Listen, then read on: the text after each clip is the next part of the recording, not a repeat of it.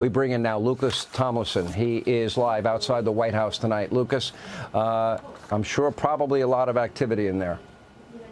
There's no question, Sean. We're about 45 minutes away from President Trump addressing the nation from the White House after those unprecedented strikes against Iran's nuclear enrichment sites, 3 in all in Isfahan, Fordow, and Natanz. And you mentioned the 6 bunker-busting bombs, Sean, that the president told you about. That means 3 B-2 bombers were involved in the strikes tonight because each B-2 bomber can only carry 2 of those 15-ton bunker-busting bombs. So that means 3 B-2 bombers were involved. And as we heard from Jennifer's reporting, it's likely deception was involved.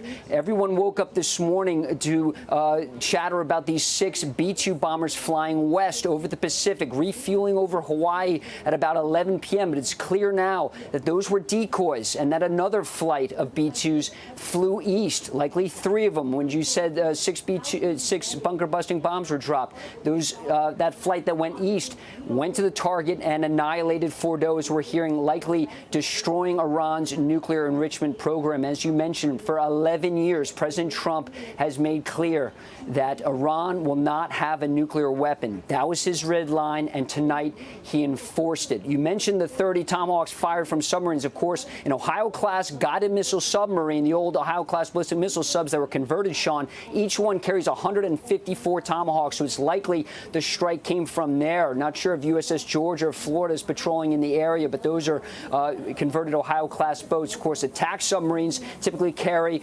Virginia-class, LA-class attack boats carry about a dozen Tomahawk cruise missiles. So it could have been a pair of attack submarines or most likely one of those converted Ohio-class guided missile submarines that took out that site. What's notable, Sean, is today President Trump had 3 opportunities to address the press. He declined each time. Perhaps a signal looking back that something was up.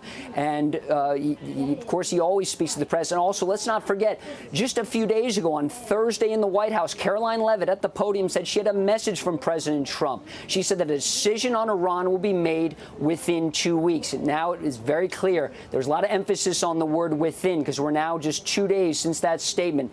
And this unprecedented strike was made against Iran, knocking out Iran's nuclear sites, likely setting back that program for years, decades, or perhaps ever. And Lucas, we got to remember, too, it was only 24 hours after the president made that statement that the Iranians said they would not have a negotiation at all. So they gave their answer almost immediately. Hey, Sean Hannity here. Hey, click here to subscribe to Fox News YouTube page and catch our hottest interviews and most compelling analysis. You will not get it anywhere else.